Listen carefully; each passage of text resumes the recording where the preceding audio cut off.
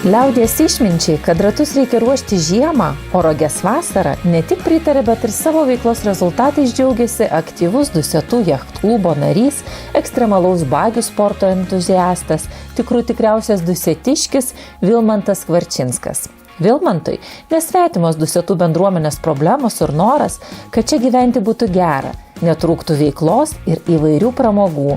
Juk šalia ilgiausio Lietuvoje Sartų ežero platybės. Kviečiam paplaukėti Dusetų pramoginiu laivu, prašoma, ten matosi kontaktai, viskas, maršrutas yra arba iki gyvenamos salos, arba iki Kriaunų malūno šito bokšto.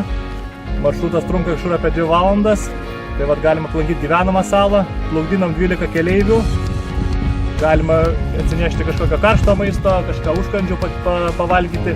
Tai visus kviečiam į Sartus, atsiveria nuostabus vaizdai ant Sartų. Tai galime paplaukėti ir praleisti gerai laiką. Kaip viščiukus skaičiuoja rudenį, taip ir Vilmantas savo vasaros nuveiktų darbų rezultatais džiaugiasi jau žiemos pradžioje, nes laiko vertinimui ir naujų darbų planavimui labai trūksta.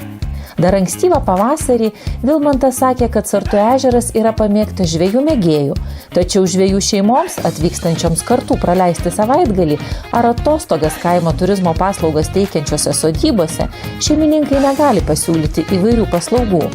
Be žvejų ir jų šeimų vasaros sezono metu Dusetas aplanko daug svečių, miestelyje daug poilsiautojų, todėl būtų labai aktualu organizuoti pažintines ekskursijas su gidu pramoginių laivų po Sartų ežerą.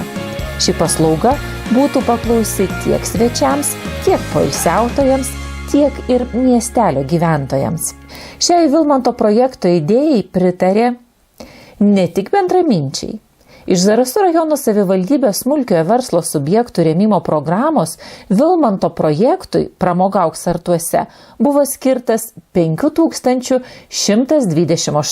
eurų dalinis finansavimas 12 vietų pramoginiam laivui pontonui įsigyti, darbo vietoj sukurti ir ekskursijom po Sartų ežerą organizuoti.